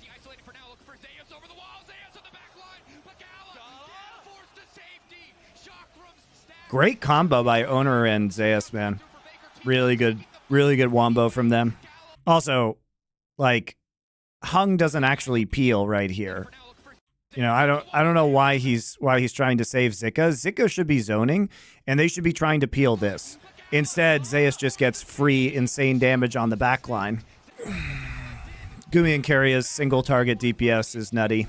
So once they get a target isolated, it's just over. Cass said the most useful 000 Aatrox over. So yeah, he played that really well. Their job is basically just to provide space so that Gumayushi and Carria on Varus Ashe can focus the same target, right? That's where you get the most value.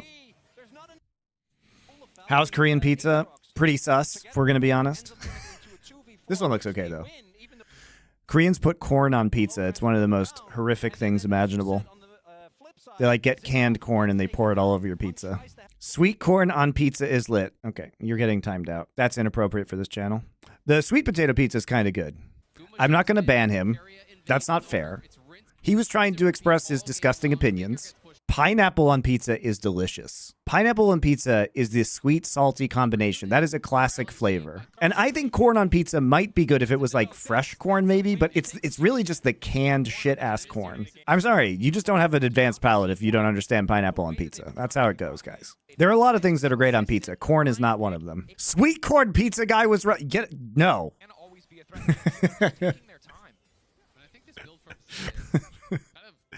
Time out for you. Is that how people say arugula? Well, I could call it rocket, I guess, if I was British. I'll eat the pizza after this game. I'm yelling at chat right now.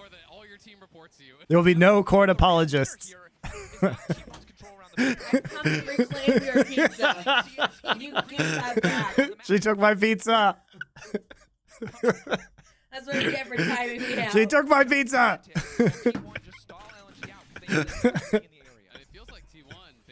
I got a pizza timeout, guys. She got a chat timeout. I got a pizza timeout. This sitcom is better writing the Big Bang Theory. Yes, we've cleared the lowest bar, guys. We cleared the lowest bar.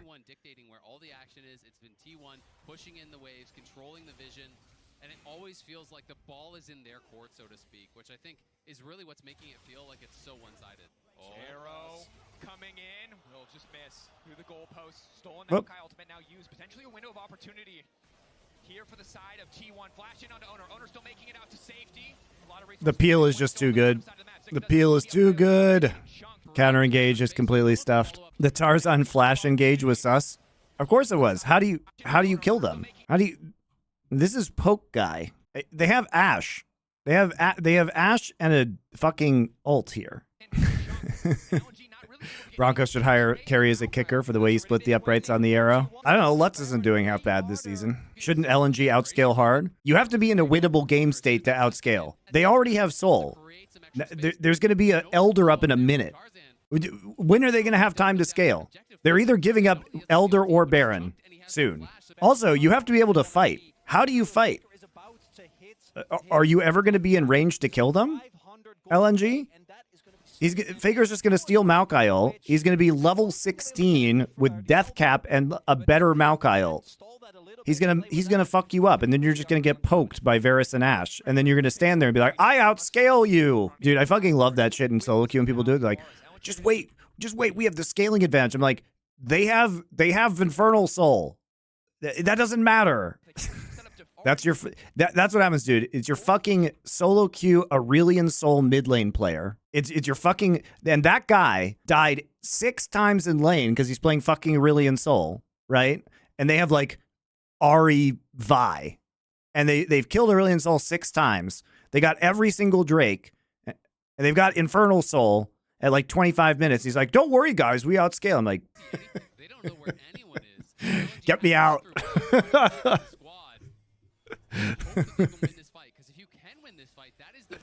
Get me out. Strategy that T1 are going for, where they're playing so conservative, where they don't set up the Baron. Because if you lose this flip, if somehow LNG get that Elder, the game can get turned around. Definitely. LNG pushing in, fighting with the bot prio that they built for themselves. Need to be careful here. Owner is not quite going to burn the engage quite yet. Just baiting, buying time. Zika already using the hourglass. All right, so there's an hourglass down. Critical ability here for Elder down. Nice. I mean, dodges the Q with it. No, you don't start it. You don't want to start it if you're T1, I don't think. I think you just want to poke. You want to pull as many cooldowns out as possible. You get to see everything for free because you have Hawk Shot, clear everything. Oh, they're not going to do it. They're just playing the angles, man. T1's so disciplined. You know, I think other teams would start this, but with the poke comp, you really just want to make sure you land the damage so you can take it for free. You know you're always going to have the poke, like the poke advantage here. You just have more poke on your team. Resetting a little bit here. Both sides backing away. It's just a battle of poke. Both sides hoping to bait the other one into pressing the trigger. The charm now coming through. Will it be enough to lock down Zeus? No. Why? Why? What are they doing? Oh god, Faker stole Maokai ult too. I like how Faker just does nothing. Faker literally useless for this entire fight. Oh, he's TPing to mid.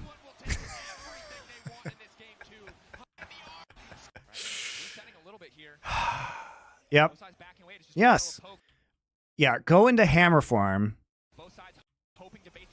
and all in the Aatrox. Yep. That's it. That's the play, guys. Zeus just dodges everything, by the way. He dodges Grand Entrance.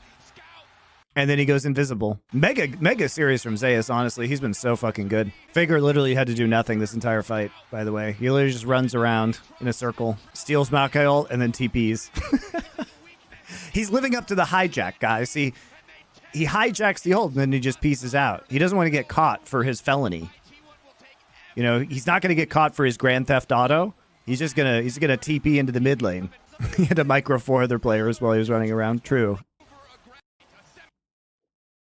My green screen is messed up. Well, that's how it goes. All right, I'll fix it. Because of the meta and because of the way the teams are playing, it really feels like T1 has a huge variety of champions they can play, and they're reaching back into their bag of tricks from metas from last year, and it's very effective. And they seem to be especially dangerous on the red side. Like, I don't know why LNG has picked blue side the whole time. Like, giving T1, I don't think JDG will give this many red games to T1. It's too risky. But JDG's looked weak in the early game, and they've had bad cross-map TPs. And T1 has been really brutal about just winning bot lane and transitioning it into early Drake stacks, right? I mean, it's not that LNG has played well. LNG has played like shit, but T1 has just fucked them up. I think T1 wants to play red side. I think they really want to play red side. Interesting. Right. So now Ori or Azir is going to be up this game. Maokai. So is Ori first pick? I think you take the Ori this game because you got dumpstered in that matchup by Faker in game number 1. Yeah, it's not good into Ori. I don't think it's good into Ori right now, but Faker doesn't have to pick a new champion. It's good enough, Faker. It's Faker's most played champion of all time. Just play poke. Sejuani? Okay, fine. Sejuani. Very safe. Probably don't want to pick Jace this early. Telegraphs your matchup. Might create some real big problems in the top side. Okay, Poppy. Poppy's been banned a lot. Owner is not the most prolific Poppy player, especially compared to people like Peanut, but he has been a very good Poppy player in the past. You could play, now it's like Sedge Jax, Sedge Renekton on the table. Sedge Renekton just going to be picked up. Renata Glask is here. That's a great pick. You see the Sejuani Renekton, you say, okay, we're going to play for the late game. It's been banned for most of the series. Interesting that I guess they don't want to play Caitlyn Renata. That sounds kind of shit. So they don't want the Renata to be punished by a Caitlyn Lux. So I guess that makes sense. You have to ban the Kalista right here because Kalista Renata too strong. And also you can't play Kalista into Renata either. It's both strong with and against Kalista. Gnar is a classic champion to play into Renekton. Varus Renata. Okay. Not a great lane, but Milia, once you see the Renata to cleanse Renata ult, that makes total sense. So this is a poke composition. So the thing about Milio into Renata is that Milio can be very good if the Renata is ulting into you on an engage. In this particular composition, I don't think the Milio ult has as much value because you're using the Renata ult to counter engage in this case, right? You're using Poppy, Azir, and Renata ults to protect your poke line. So I don't know if Milio ult has as much value if your team's the ones that's going in, if that makes sense. You know what I mean? I mean, Jace top is hard. Like, Jace top here is tough because you're playing into Sedge Renekton. That is hard. That is a hard 2v2. Like, it can be hard to stay alive. I do think it's a bit of an ego pick. Yeah, guys, I agree with you. But Zeus is also a legendary Jace player. You know, the thing about this game, though, is that if you're T1, you're extremely comfortable in this series. You know what I mean? So sometimes Korean teams or any team, if you're up 2-0 and you're very, very confident, this is a time to like play for the next round of the playoffs because T1 knows that they're going to be facing JDG. T1 knows that they're going to be facing JDG. And so maybe they want to show like a solid win with a Jace flex into top side just to make them think twice about draft in the next game. Like there are mind games that are going to be played right now because if I was T1 after those games, I would be so confident I was going to win this series. Okay, it's fine. LNG has been garbage. The thing is, Amelia doesn't really punish the Renata in lane, and the Varus will have the push into the Avilia. So you actually didn't solve the problem. Like, you know, a lot of times you can push into the Renata Glask, but they just let T1 get the push on the bot side again. So what is this? Just going to be another 5-minute dragon? Okay, so full clear onto this side. So what he's doing is obviously he's just protecting. He's protecting Zeus so Zeus can play aggressively in this lane because in the isolated 1v1, the Jace can do fine, right?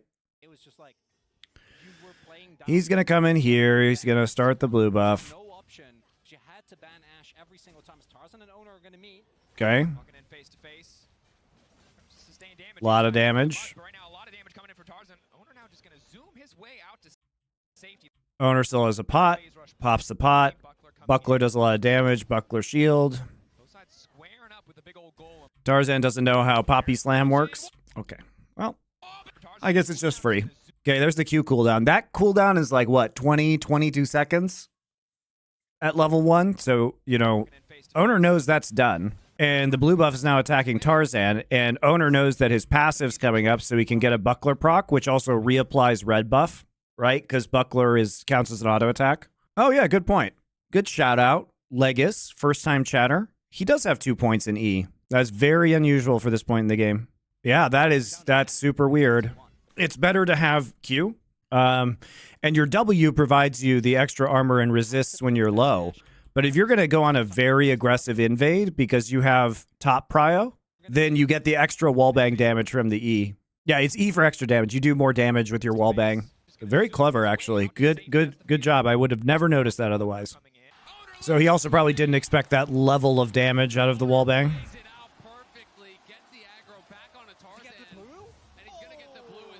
Q is still more damage than E, even if you slam into the wall for a single target. Yeah, but it's easier to hit the E.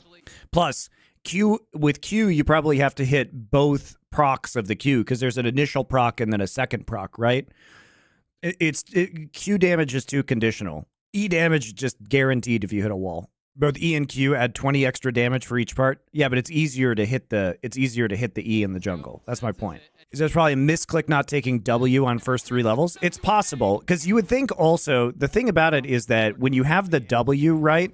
So, you know, if you go back to this, it's pretty easy to W Sejuani Q, right? Like, it's pretty easy to W that reactively. And then also the thing is that the W resists or they're really deceptive because it's like a hidden buff that you can't see. And so when Poppy gets low, having the extra armor and MR is very good. So I could believe that it was also just a misclick. I mean, also Tarzan needs to flash that, right? Just a mistake. He needs to flash that. Had to put the pizza reclaim clip on Discord food channel. Thank you. Appreciate that.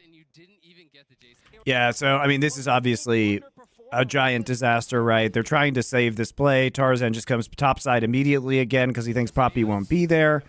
They go in. Fortunately, there's a level advantage onto Jace.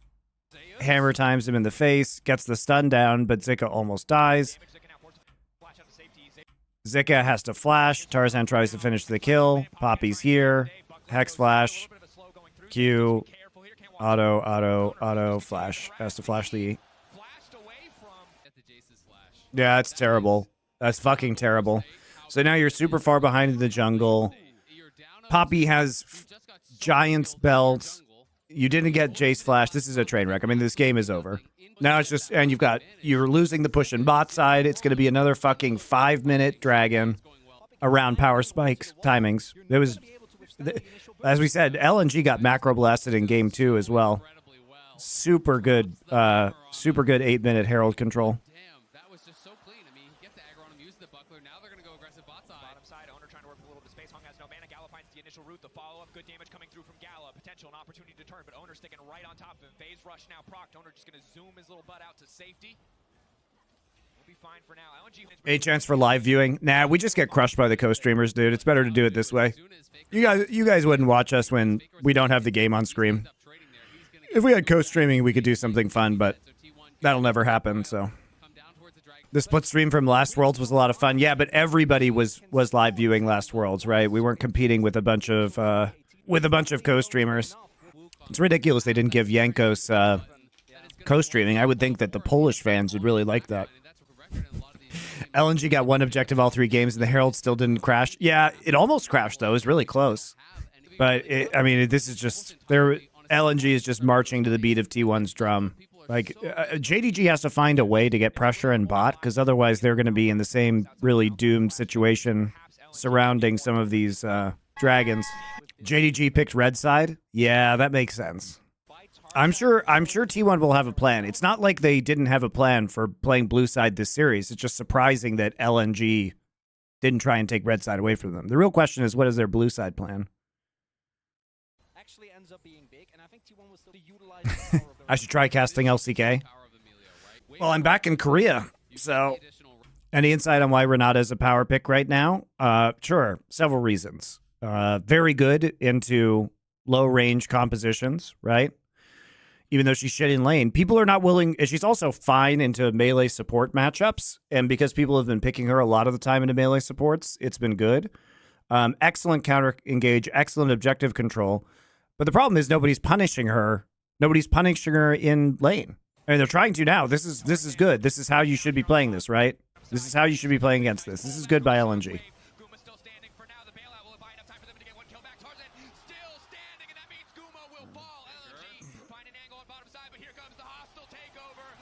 Oh my.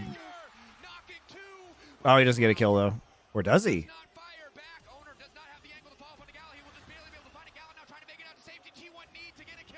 Boink. Gala's still ghosted. Wow, nicely played. First time LNG made a proactive play this entire series. T1 is scaring me looking this good. I don't want to believe. Yeah, I mean, they do look really good. Faker ults the wrong way. I mean, he's trying to push them back. What do you mean he ults the wrong way? What way do you want him to ult? The setup here, he's trying to set up so Poppy can come help him finish them off.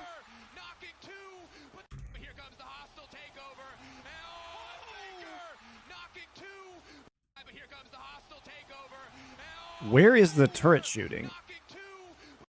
Oh, it's shooting the minions that got pushed. So the issue here is that because they were attacking each other because of hostile takeover, they actually don't have turret aggro, right?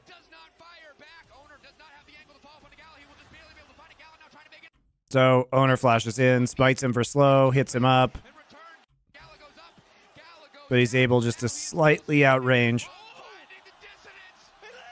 Yeah, they don't have turret aggro. I don't think the ult is a problem. How would you know the minion was going to live after it was pushed like that? He could have ulted towards outside wall. Yeah. Come on, dude. How picky are we going to be? There was one minion left alive. There was one minion for one tower shot left alive. Guys. If all the minions die, then one of them dies. Gala dies for sure. Like, it sucks that Gala doesn't die, but it's still a good counterplay by T1. And it could have been executed slightly better, which would have allowed Gala to die, but I don't think it's reasonable expectation. He also probably thought that Owner maybe was a little closer than he was. He should have went minion dematerializer and saved one for this exact moment. Yeah, that was the mistake. Carry has always been a great Renata Glask player. He's always been a very good Renata. Okay, counter engage with Verisalt. Very nice job by Guma.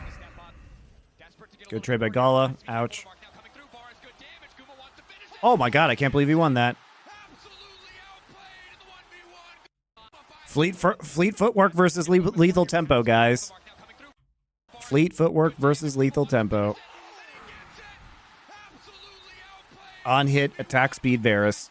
He would have had the revive too. Yeah, he would have. I think that's the unfortunate thing is with bailout up, right? There's very little danger to making this play. And Keria comes back. So I think this is just desperation from Gala. Oh, he used bailout on himself. Okay, bailout was on CD. Let me check.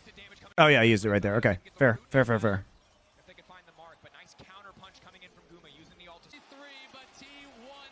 I'm really surprised Guma went for that. That's great knowledge. And Jace is now clapping in the top side. Comes the Herald 22 seconds before the Dragon comes up.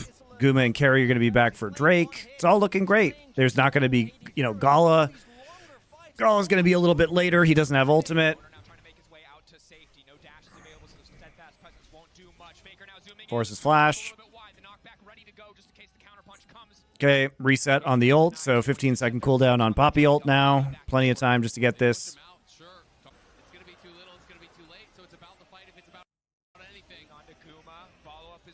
This is Poppy ult. TP from Zika.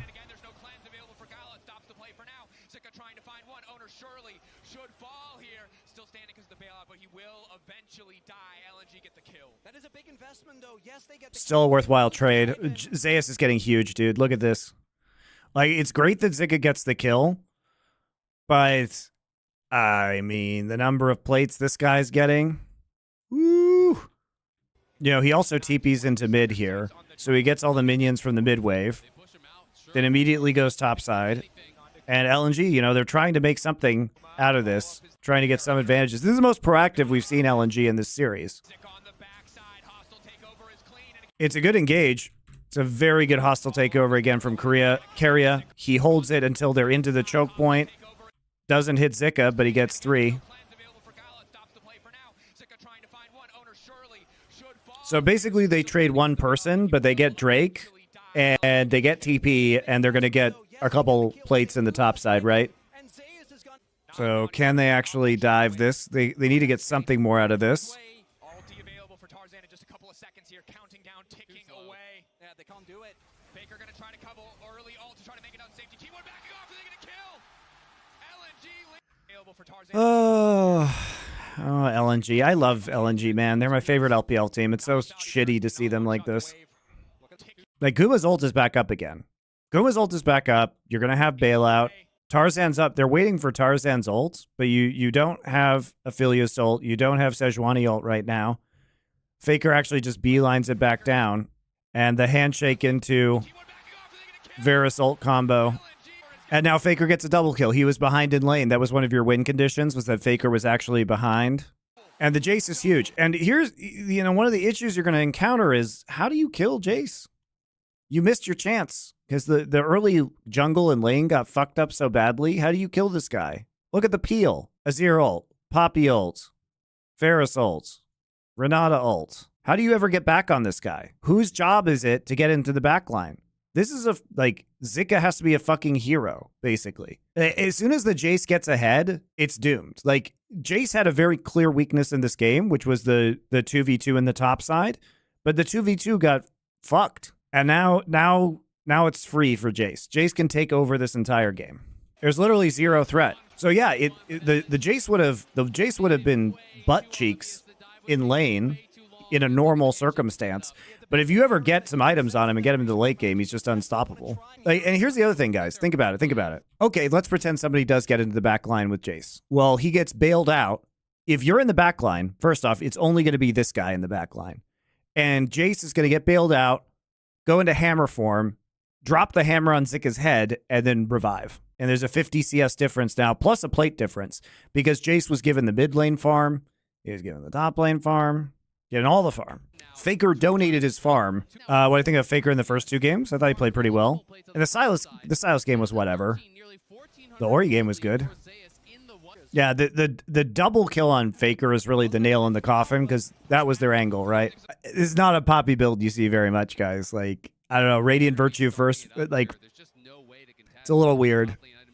Because the thing is that it's not like an engage ultimate, right? Where you're going to start a fight and get a lot of value out of the heal. Like, it's a really like kind of a conditional ultimate as to when you use it in the team fight. And oftentimes you can use it and get no value out of the heal whatsoever because you eject somebody from the fight and then there's no fight, right? It's a little strange. Will it work if you don't actually use it and let it go on the 15-second cooldown? I think so, but I don't know for sure. Yeah, just pressing R triggers it. But again, like, even if you just press R, there's not a lot of value to it, because if you're just pressing R and you're not using the ultimate, they're probably dancing around in a way where you're choosing not to use it, right? So in that case, it still doesn't get a lot of value because you're probably not taking any damage that would need to be healed up during this time. Doesn't seem great. It just doesn't seem like a great first buy on Poppy, but whatever. Meanwhile, Owner is up 8 charges on his jungle item. Surely, guys, one of these junglers having a completed jungle item is not going to matter at the next Hextech Drake in 1 minute. Plenty of time to reset, too, into this, and they have both TPs. And they get mid-turret. And Tarzan is chunked out. And Milio's chunked out. And there's 2 TBs. And they're diving the turret. And the game is over. And the double knockup. Well, look at that. He's getting value out of his Radiant Virtue. That's actually so well played. Oh. That's actually kind of bullshit that the turret re-aggroed onto Faker like that. He literally flashes out of range. Oh, that's unlucky.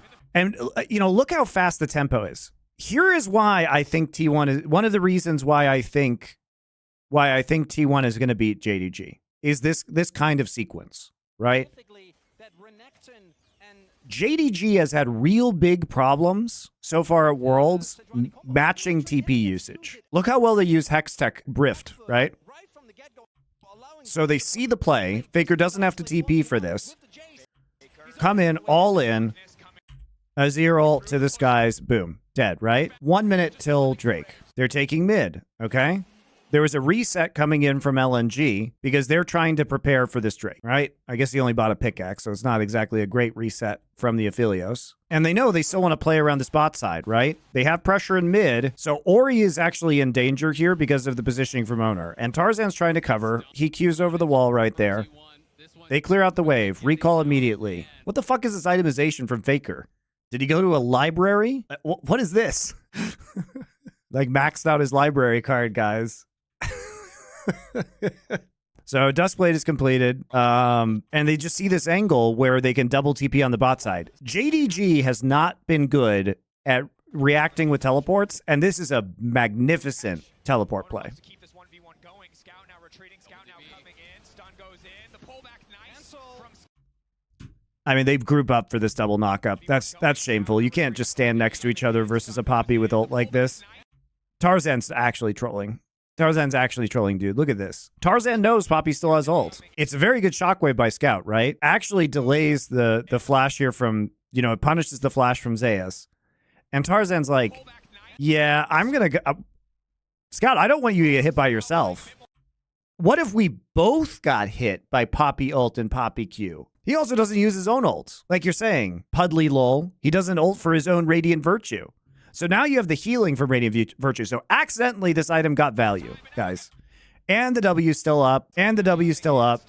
So guess what? Tarzan then uses Q and knocks himself up. Possibly one of the worst Sejuani sequences I've ever seen. He knows which Poppy abilities are up. He was dueling with Poppy in the jungle the whole time. He knows W is up. He knows R is up. Dude, it's like he could not have played better to get both him and Scout killed. And unfortunately, the timing on the tower shot, that's such an unlucky timing. Let's look at this. So Faker's tanking the tower.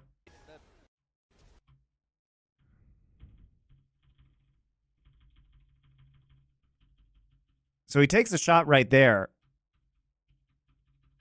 I think if he flashes like 2 frames earlier, then he doesn't die, by the way. It's actually kind of bullshit. Look at this. There's the tower shot. Look at that. This is bullshit. There's the tower shot. He already flashed. The tower shot is there. He flashed here. 1, 2. Tower shot. 2 frames. I can understand why Faker made that mistake. That is hot bullshit, guys. That is hot bullshit. Like, he flashed before the animation occurred. He should have flashed earlier. Yes. He should have flashed earlier. This early on is Tarzan. That's your side of the rift. Zeus. Back away. Gala off to the side. He can root up 2. Follow-up autos there. Roots. No, this... All right, absolutely massive hostile takeover. Oh, God, they're all dead. Okay, that was a 3v5, guys. That was a 3v5, by the way. That fight is a 3v5 because Poppy and Varus are doing Drake. And they're trying to catch out Zeus. Nice handshake back. Tarzan's still there. Zeus. Gala ult. Doesn't really do anything. Zika goes in. Oops. Sorry. Zika roots. Or, I mean, sorry, Gala roots. Zika Qs. And then Zeus goes hammer form. Berserk happens. They all start attacking each other. It happens in a way where they actually can't proc the Sejuani stun, so he actually just never gets stunned as a result. Perfect ult by Keria, though. Oops. Sorry, I went too far back. Perfect ult by Keria. Ooh, beautiful. Forces, he hits everybody.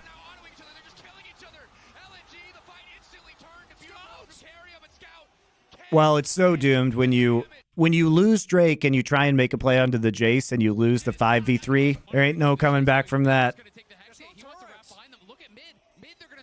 You know, you can frame by frame on YouTube with comma period. That's what I was just doing around the bot turret.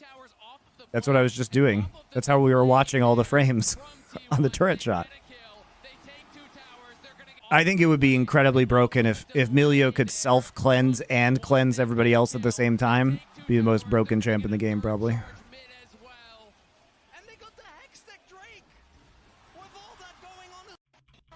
Look how fast this goes too. Because remember, they still have the Herald, right? So they bait them into a very preferable fight. Get a huge Renata ult off. Take Drake. Yeah. They don't even get damage onto the Herald from the tier 1 because they kill it so fast. Everyone else just rotates immediately. All of LNG has to go back because they're low. They get 2.5 towers. So on that play, they killed Tarzan, got 2.5 towers and Drake. Fucking nuts. And we're 18 minutes into this game.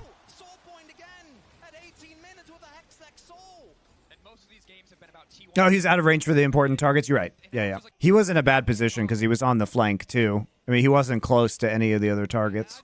They're going to have to find picks. They're going to have to find a miracle. But T1 have been so bulletproof in their advancement of the game. Carrier over Sting. Will get cut down here. Not quite enough life.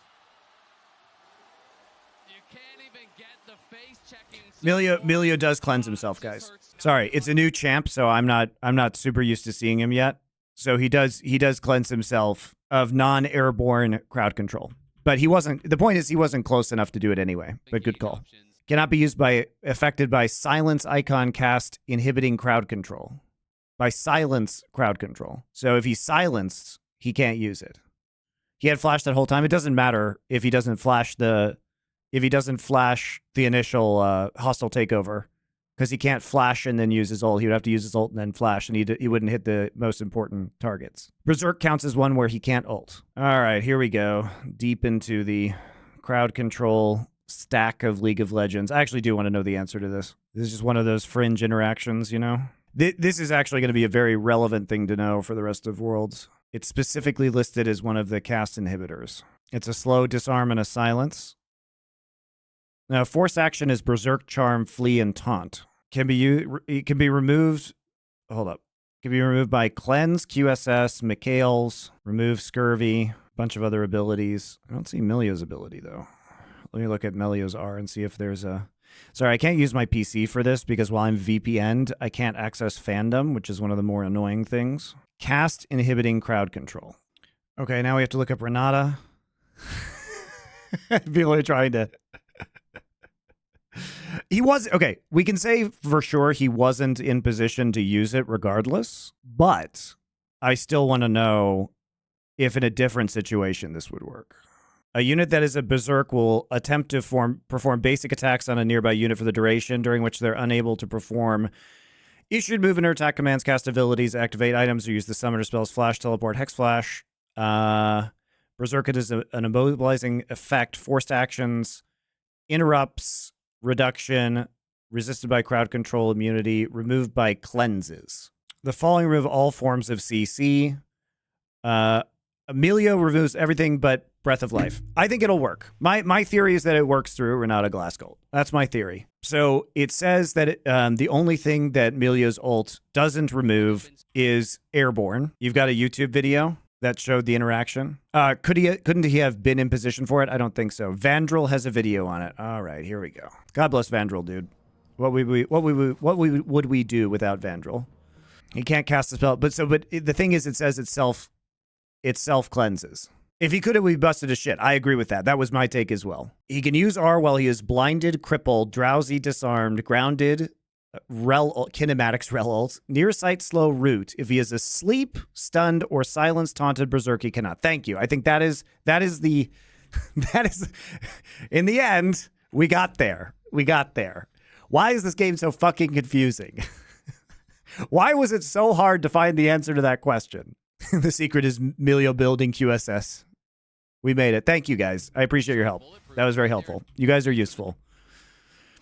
We are the 1,000 monkeys at the 1,000 typewriters. Eventually coming up with how League of Legends works.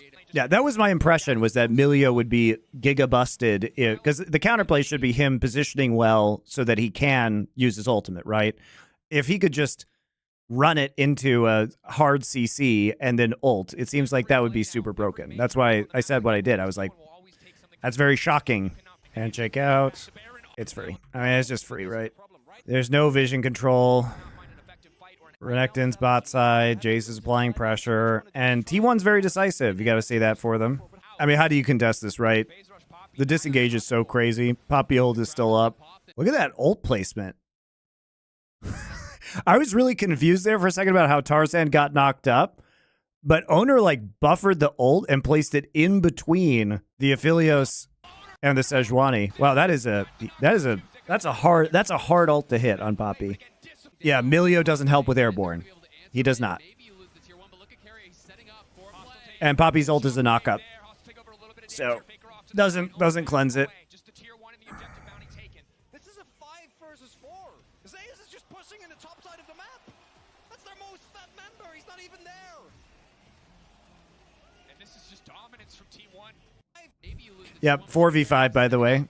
Jace needs all the solo gold, guys. It's time for the Flame Horizon. Yep, Jace level 15. He's 3 levels up on the opposing top laner. He is 6 levels up on the supports. Oh my god, look how much damage Jace is doing to Hung. Now, this is free.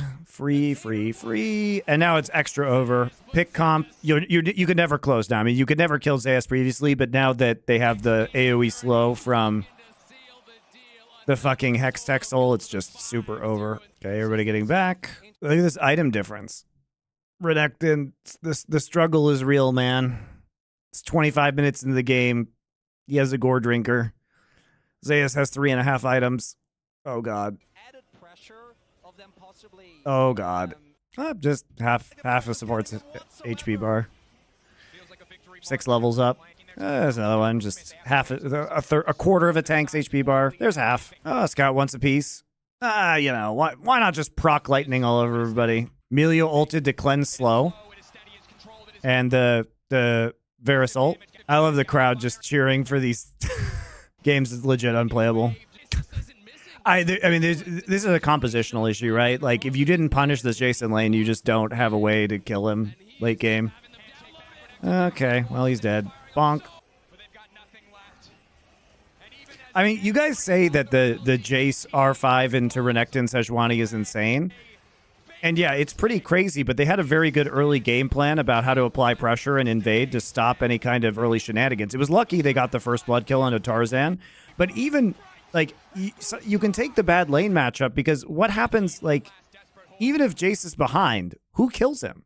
You still have the same problem. He would have to be really behind, right? Like, you can have a Renekton with 2 kills and an 0-2 Jace. I've seen games where Zeus is like 0-8 on Jace and he's still fucking destroying people. This guy's always relevant on this champ. By the way, do you guys want me and Doa to do a Baldur's Gate 3 playthrough? Because we were talking about it today when we were recording Nerd Legion, our show. And I think it'd be really fun. So we'll probably set up a schedule for that if you guys think you'll actually watch it. Because neither of us have played it yet because we haven't had time. Can we post VODs on YouTube? Yeah, we'd probably do. We probably would. Doa delivers the voice lines to character. You know he will. You know he will. Now, we're going to have to set aside quite a lot of time, but we'd probably do it for like 4 or 5 hours at a time, a couple days a week. All right, guys, follow the channel, please. I'll be back to review semifinal matches. And then we're going to be doing a bunch of non-esports content after this is over. Look forward to that. I'll see you guys later. Thanks for watching this for the quarterfinals. I'll be back for all the remaining whole 3 matches because we're robbed of double elimination here at Worlds. See you guys then. Ain't no love like a real love, but it goes so fast.